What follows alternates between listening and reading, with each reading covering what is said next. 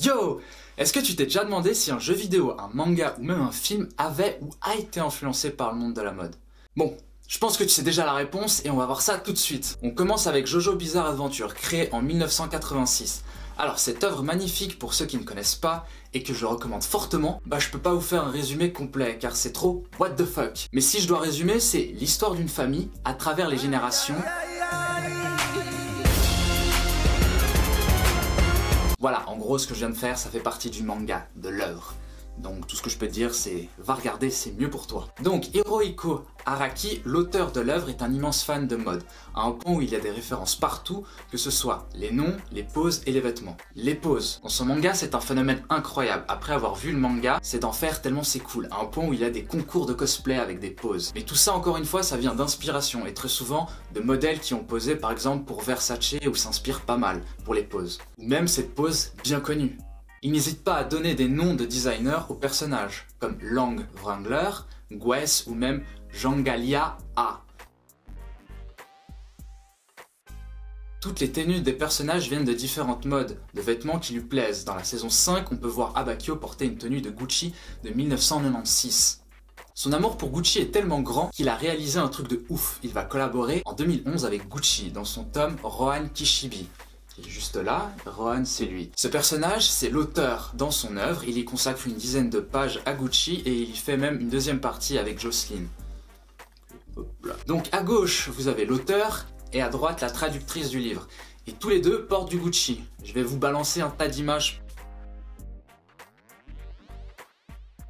Et en 2013, les tenues sont exposées dans des boutiques à travers le monde. Et je tiens à terminer cette partie de JoJo avec les marques qui se sont inspirées de cette œuvre. Donc, défilé comme des garçons par Junichi Watanabe, un modèle ressemblait énormément à Kakouin. Tom Brown en 2015 avec Crazy Diamond. Les marques qui collaborent avec Final Fantasy. C'est l'histoire d'un groupe de jeunes héros qui combattent le mal tout en développant leur personnalité propre et leurs relations entre eux. Connu pour ses personnages emblématiques comme... En 2012, c'est Prada qui fait défiler les personnages de Final Fantasy XIII et Final Fantasy XIII-2 pour la collection Homme, et par la suite, en décembre 2015, Nicolas Guessière, fan de manga, je ne sais pas si c'est vrai, mais le directeur artistique de Louis Vuitton a publié sur son Instagram l'érigie de Vuitton, Lightning, pour la collection 2016. C'est le personnage principal de Final Fantasy XIII, une jeune femme énigmatique, peu loquace, dont on ignore le véritable nom. C'est aussi un des personnages connus pour avoir une garde-robe immense dans les jeux vidéo.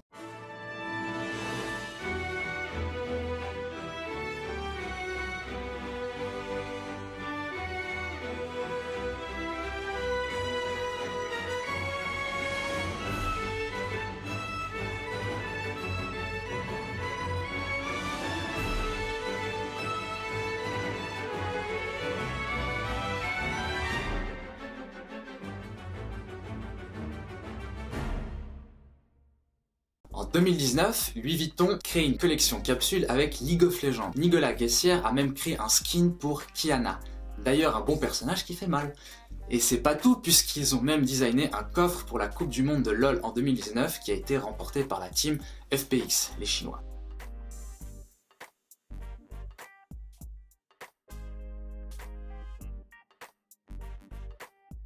Ces collaborations donnent de plus en plus de crédit aux jeux vidéo, et plus on avance dans le temps, on a plus de chances de voir de nouvelles dingueries. Imaginez demain une boutique Louis Vuitton dans un GTA, et c'est tout à fait possible. Ce qui est intéressant, c'est que ces maisons de luxe touchent un nouveau public, les gamers. Et ça, c'est bon pour le pognon. Mais en vrai, ça a déjà été fait avec les Sims et Second Life. Donc on a Sims X H&M, donc on a H&M dans un jeu vidéo où la personnalisation était poussée pour l'époque, et il y a les Sims Moschino. En gros, c'est des vêtements pixelisés pour le bonheur des joueurs.